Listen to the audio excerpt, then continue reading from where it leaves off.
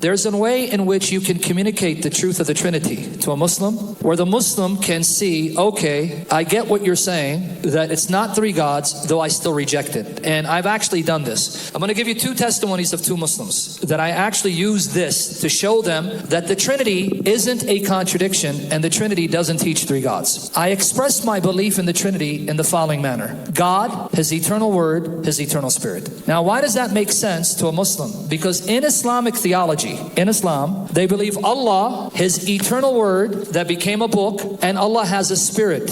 And Allah's spirit creates and gives life. And I actually said, well, you are Trinitarians of a different kind. I said, you guys are Trinitarians too. He goes, what do you mean? You believe the Quran is uncreated? Because in Islamic theology, this book that I'm holding, if it's in Arabic, it's not a creation. Yeah, the pages, the ink, but the words are eternal. You believe the Word became flesh. They believe the Word became a book. So then I asked them, is this created? They'll say, no, it's uncreated. Which part is uncreated? The physical covers? They say, no, that's created. The words are not. And then I asked them, is the Quran Allah? They'll say, no, it's not. Okay, now let's do the math. Allah, the Quran, they're both uncreated. The Quran is not Allah, so now you have two gods. They stop saying, no. The Quran is inseparable from Allah. But the Quran is not Allah, right? No. But in some way, though it's not Allah, it's not separable from Him. So in some mysterious way, they're still one. Welcome to the wonderful world of the Trinity. When I presented this, both of them said to me, after this discussion, we now understand how you can believe God, Jesus the Word, whom you call the Son and the Spirit, and still be one God, because in some way, though they're distinct, they're still one, because we have something similar. So we're not going to object to the Trinity anymore, because then if we do, we have to leave Islam. Both of them told me the same thing. The first gentleman, Ahlul Bayt Ali, after that conversation, I ran into him 6 months later on social media, and he told me, I'm no longer a Muslim. He goes, I'm a Christian. I go, why? He goes, because I started listening to William Lane Craig and the evidence for the resurrection.